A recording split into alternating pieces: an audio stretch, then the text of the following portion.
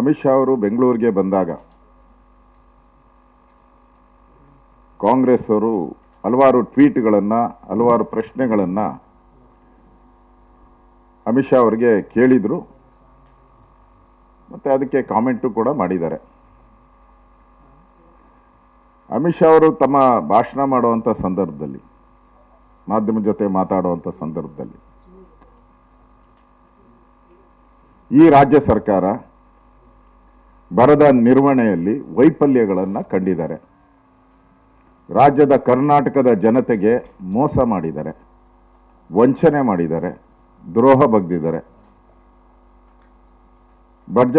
ಬರ ಏನು ಘೋಷಣೆ ಮಾಡಬೇಕಾಯಿತು, 3.5 ತಿಂಗಳು ಅಂದರೆ 100 ದಿನ 100 ಡೇಸ್ ಡಿಲೇ ಮಾಡಿದ್ದಾರೆ ಅನ್ನೋ ಮಾತನ್ನು ಹೇಳಿದ್ದಾರೆ. ಅದಕ್ಕೆ ಸವಾಲು ಹಾಕಿದ್ದಾರೆ ಮುಖ್ಯಮಂತ್ರಿಗಳು, ನಾನು ರಾಜೀನಾಮೆ ಕೊಟ್ಬಿಡ್ತೀನಿ ಅನ್ನೋ ಸವಾಲನ್ನು ಹಾಕಿದ್ದಾರೆ ಇದರಲ್ಲೇನಾದ್ರೂ. ಅದಕ್ಕೆ ನಾನು ಮುಖ್ಯಮಂತ್ರಿಗಳು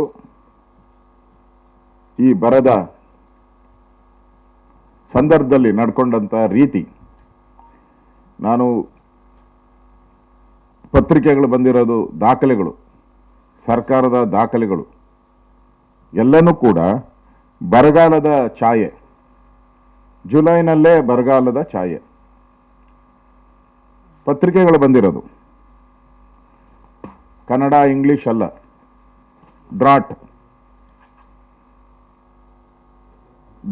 ಬಂದಿದೆ. ವಾಡಿಕೆಗಿಂತ 67% ಮಳೆ ಕಡಿಮೆ ಆಗಿದೆ ಜುಲೈನಲ್ಲಿ. ನೀವು ಘೋಷಣೆ ಮಾಡಿದ್ದು ಯಾವಾಗ?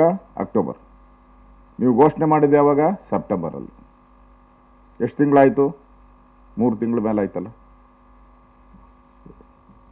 67% ಮಳೆ ಕಡಿಮೆ ಆಗಿರೋಂಥದ್ದು ವಾಡಿಕೆಗಿಂತ. ರಾಜ್ಯದಲ್ಲಿ ವಾಡಿಕೆ ಮಳೆ ಎಷ್ಟಿತ್ತು ಅವಾಗ? 145 ಮಿಲಿಮೀಟರ್. ವಾಡಿಕೆ ಮಳೆ 145 ಮಿಲಿಮೀಟರ್ ಬದಲು ಬಂದಿದ್ದು ಕೇವಲ 48 ಮಿಲಿಮೀಟರ್ ಬಂದಿದ್ದು. ಮಲೆನಾಡು ಪ್ರದೇಶದಲ್ಲಿ ಹೆಚ್ಚು ಮಳೆ ಆಗ್ತೈತೆ ಸಾಮಾನ್ಯವಾಗಿ. ನಮ್ಮ ಸರ್ಕಾರ ಇದ್ದಾಗೆಲ್ಲ ಇನ್ನೂ ಜಾಸ್ತಿ ಆಗಿದೆ, ವಾಡಿಕೆಗಿಂತ ಜಾಸ್ತಿ. ಮಲೆನಾಡಲ್ಲಿ 250 ಮಿಲಿಮೀಟ್ರ್ ಬರಬೇಕಾಗಿದ್ದು 52 ಮಿಲಿಮೀಟ್ರ್ ಬಂದಿದೆ.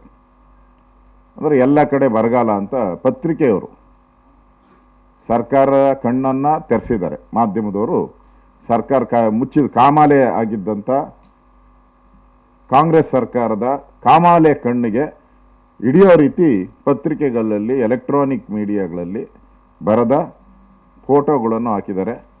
ಕೆರೆಗಳು ಬತ್ತೋಗಿರೋದು ಹಾಕಿದ್ದಾರೆ, ರೈತರು ಕಂಗಾಲಾಗಿರೋದಂತ ಹಾಕಿದ್ದಾರೆ, ರೈತರು ತಲೆ ಮೇಲೆ ಕೈ ಇಟ್ಕೊಂಡು ಕೂತಿರೋಂಥ ಫೋಟೋಗಳು ಹಾಕಿದ್ದಾರೆ. ಮಳೆ ಕೊರತೆ ಪ್ರಮಾಣ, ಜಲಾಶಯಗಳು ಖಾಲಿ. ಕಾಂಗ್ರೆಸ್ ಅವ್ರಿಗೆ ಕಣ್ಣು ಕಾಣಿಸಲ್ಲ ಅಂತ ಕುರುಡು. ಕಾಂಗ್ರೆಸ್ಸಿನ ಕಣ್ಣು ಕುರುಡಾಗ್ಬಿಟ್ಟಿದೆ. ಆ ಕುರುಡಾಗಿರೋ ಕಣ್ಣಿಗೆ ಮಾಧ್ಯಮದಲ್ಲಿ ಹಾಕಿದ್ದಾರೆ, ಮಳೆಯ ಕೊರತೆ, ಪ್ರಮುಖ ಜಲಾಶಯಗಳು ಖಾಲಿ ವಿತ್ ಫೋಟೋ. ಕಣ್ಣು ತೆರೆದು ನೋಡಿ ಅಂತೇಳಿ ಮಾಧ್ಯಮನೂ ಕೂಡ ಒಂಥರ ವಿರೋಧ ಪಕ್ಷ ಇದ್ದಂಗೆ ಸರ್ಕಾರ ಮಾಡುವಂಥ ತಪ್ಪುಗಳನ್ನೇ ಹೇಳುವಂಥದ್ದು ಹಾಕಿದ್ದಾರೆ. ಅದನ್ನು ಕೂಡ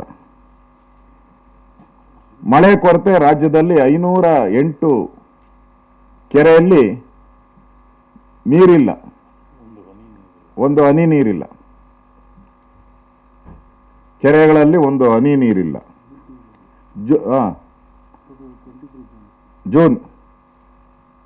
ಜೂನ್ ಜುಲೈ ಅಲ್ವಾ? June July. ನಿಮ್ಮ ಯೋಗ್ಯತೆಗೆ, ಕಾಂಗ್ರೆಸ್ಸಿನ ಯೋಗ್ಯತೆಗೆ ಮಾನ ಮರ್ಯಾದೆ ಇದ್ದಿದ್ರೆ ನಿಮಗೆ ಬಂತಲ್ಲ, ಇಷ್ಟೆಲ್ಲ ಪತ್ರಿಕೆ ಬಂತು, ಎಲೆಕ್ಟ್ರಾನಿಕ್ ಬಂತು, ರೈತರು ಪ್ರತಿಭಟನೆಗಳನ್ನು ಮಾಡಿದ್ರು, ವಿರೋಧ ಪಕ್ಷ ಹೇಳಿತು. ನಿಮ್ಗೆ ಏನು ದಾಡಿ ಇತ್ತು ಬರ ಘೋಷಣೆ ಮಾಡೋಕ್ಕೆ? ಅವತ್ತು ಏನು problem? What is your problem? ಯಾಕೆ ಮಾಡಲಿಲ್ಲ? ಅಮಿತ್ ಶಾ ಹೇಳಿರೋದ್ರಲ್ಲಿ ತಪ್ಪೇನಿದೆ? ನೀವು ಜುಲೈಯಲ್ಲೇ ಘೋಷಣೆ ಮಾಡಿಬಿಟ್ಟಿದ್ರೆ, ಕೇಂದ್ರ ಸರ್ಕಾರ ತಂಡ ಬಂದಿರೋದು ಹಣ ಬಿಡುಗಡೆ ಮಾಡೋದಕ್ಕೆ ಇನ್ನೂ ಸಾಕಷ್ಟು ಸಮಯಗಳು ಸಿಗ್ತಾ ಇತ್ತು. ನೀವು ಡಿಲೇ ಮಾಡಿ ಈಗ ಕೇಂದ್ರ ಸರ್ಕಾರ ಹಣ ಬಿಡುಗಡೆ ಮಾಡಿಲ್ಲ ಅಂತ ಹೇಳ್ತಿರಲ್ಲ, ನಿಮಗೆ ಏನಾರ ನಾಚಿಕೆ ಆಗಲ್ವಾ ನಿಮಗೆ? ಆಮೇಲೆ ಬೀದಿ ಬೀದಿಗಳಲ್ಲಿ ಕರೀತಾರೆ. ಅದ್ಯಾವುದೋ ಏನೋ ವಾಟ್ಸಪ್ ಗ್ರೂಪ ಪ್ರಕಾಶ್, ಸೋಷಿಯಲ್ ಮೀಡಿಯಾದಲ್ಲಿ ಸವಾಲು ಚರ್ಚೆಗೆ ಬನ್ನಿ. ನನಗೆ ಪದ ಹೇಳ್ಬೋದೋ ಗೊತ್ತಿಲ್ಲ. ಏನು ಕಾಂಗ್ರೆಸ್ ಪಾರ್ಟಿ ಸತ್ತೋಗಿದೆಯಾ ಪಾರ್ಲಿಮೆಂಟಲ್ಲಿ? ರಾಜ್ಯಸಭೆಯಲ್ಲಿ ಸತ್ತೋಗ್ಬಿಟ್ಟಿದೆಯಾ? ಸನ್ಮಾನ್ಯ ಗೌರವಾನ್ವಿತ ಖರ್ಗೆಜಿಯವರು ಪ್ರತಿಪಕ್ಷದ ನಾಯಕರು ಯಾಕೆ ಪ್ರಶ್ನೆ ಮಾಡಲಿಲ್ಲ? ಚರ್ಚೆ ಯಾಕೆ ಮಾಡಲಿಲ್ಲ? ಅವತ್ತು ನಮಗೆ ಕರ್ನಾಟಕ ರಾಜ್ಯಕ್ಕೆ ಇಷ್ಟು ಹಣ ಬರಬೇಕಾಗಿತ್ತು ಬರಗಾಲದಲ್ಲಿ, NDRF ಅಲ್ಲಿ ಇಷ್ಟು, STRF ಅಲ್ಲಿ ಇಷ್ಟು ಬರಬೇಕಾಗಿತ್ತು, ನೀವು ಯಾಕೆ ಅದನ್ನ ಬಿಹಾರಕ್ಕೆ ಕೊಟ್ರಿ? ಬಿಹಾರದಲ್ಲಿ ಯಾರಿತ್ತು? ಇವ್ರದೇ ಸರ್ಕಾರ ಇತ್ತು ಅವಾಗ, ಲಲ್ಲೂ ಪ್ರಸಾದ್ ಯಾದವ್ ಸರ್ಕಾರ ಇತ್ತು ಅವಾಗ, ನಿತೀಶ್ ಕುಮಾರ್ ಸರ್ಕಾರ ಇತ್ತು. ಬಿಹಾರಕ್ಕೆ ಯಾಕೆ ಕೊಟ್ರಿ ಕೇಳಬೇಕಾಗಿತ್ತು. ರಾಜಸ್ಥಾನ್ಗೆ ಯಾಕೆ ಕೊಟ್ರಿ ಕೇಳಬೇಕಾಗಿತ್ತು. ಅಂದ್ರೆ ಅವ್ರಿಗೆ ಬಾಯಲ್ಲಿ ಪ್ಲಾಸ್ಟರ್ ಹಾಕ್ಬಿಟ್ಟಿದ್ರೆ, ಹಂಗಾರೆ ಅವ್ರಿಗೆ ಕೆಪಾಸಿಟಿ ಇಲ್ಲ. ಡೆಲ್ಲಿಯವರು ಇರೋ ಕಾಂಗ್ರೆಸ್ ನಾಯಕರಿಗೆ ಕೆಪಾಸಿಟಿ ಇಲ್ಲ, ಮಾತಾಡುವಂತ ಸಾಮರ್ಥ್ಯ ಇಲ್ಲ, ಶಕ್ತಿ ಇಲ್ಲ, ನಾಲೆಡ್ಜ್ ಇಲ್ಲ ಅಂತ ಕರ್ನಾಟಕ ಕಾಂಗ್ರೆಸ್ ಅವರು ತೀರ್ಮಾನ ಮಾಡಿಬಿಟ್ಟಿದ್ದಾರೆ. ಅದಕ್ಕೆ ನಿರ್ಮಲಾ ಸೀತಾರಾಮ್ ಅವರು ಹಣಕಾಸು ಸಚಿವರು ಇಲ್ಲಿ ಬಂದು ಇವ್ರ ಮುಂದೆ ಕೈ ಕಟ್ಕೊಂಡು ನಿಂತ್ಕೊಂಡು ಇವ್ರಿಗೆ ಸವಾಲಿಗೆ ಪ್ರಶ್ನೆಗಳನ್ನ ಕೊಡ್ಬೇಕಂತ. ಕೃಷ್ಣ ಬೈರೇಗೌಡರು ನನಗನ್ಸ್ತದೆ, ಕೃಷ್ಣ ಬೈರೇಗೌಡರು ಆ ಥರ ಅಷ್ಟು ಟ್ಯಾಲೆಂಟ್ ಇದ್ದಿದ್ರೆ, ಈಸ್ ಟ್ಯಾಲೆಂಟೆಡ್ ಅಂತ ಇದ್ದಿದ್ರೆ ಈ ಸರಿ ಪಾರ್ಲಿಮೆಂಟ್ಗೆ ನಾರ್ತ್ ಇಂದ ಕಂಟೆಸ್ಟ್ ಮಾಡಿ ಹೋಗಿ ಡೆಲ್ಲಿಯಲ್ಲಿ ನಿಂತ್ಕೊಂಡ್ಕೊಂಡು ಆರಾಮಾಗಿ ಕೇಳ್ಬೋದಾಯ್ತಲ್ಲ ಕ್ವಶನ್. ಇಲ್ಲೆಲ್ಲ ಕೇಳ್ತಾರಲ್ಲ ಕ್ವಶನ್ನ, ಡೆಲ್ಲಿ ಪಾರ್ಲಿಮೆಂಟಲ್ಲಿ ಹೋಗಿ ನಾನು ಕ್ವಶನ್ ಕೇಳ್ತಾ ಇದ್ದೀನಿ, ಉತ್ತರ ಹೇಳಿ ಸಚಿವರೇ ಅಂತ ಕೇಳ್ಬೋದಾಯ್ತಲ್ಲ.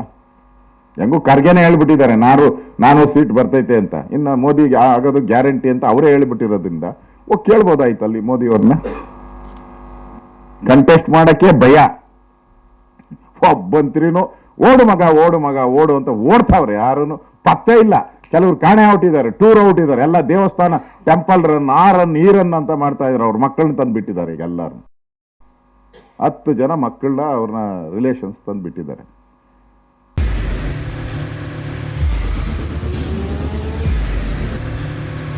ಪ್ರಜಾಮಾರ್ಗ ನ್ಯೂಸ್, ಇದು ಜನಸಾಮಾನ್ಯರ ಧ್ವನಿ. ನಮಸ್ಕಾರ. ನೀವು ನೋಡ್ತಾ ಇದ್ದೀರಾ ಪ್ರಜಾಮಾರ್ಗ ನ್ಯೂಸ್. ರಾಷ್ಟ್ರದ ರಾಜ್ಯದ ರಾಜಕೀಯದ ಬಗ್ಗೆ ಹೆಚ್ಚಿನ ಸಿನಿಮಾ ಅಪ್ಡೇಟ್ಗಳಿಗಾಗಿ ಫಸ್ಟ್ ಲೈಕ್ ಮಾಡಿ, ಸಬ್ಸ್ಕ್ರೈಬ್ ಆಗಿ, ಹಾಗೆ ಫಾಲೋ ಕೂಡ ಮಾಡಬೇಕು.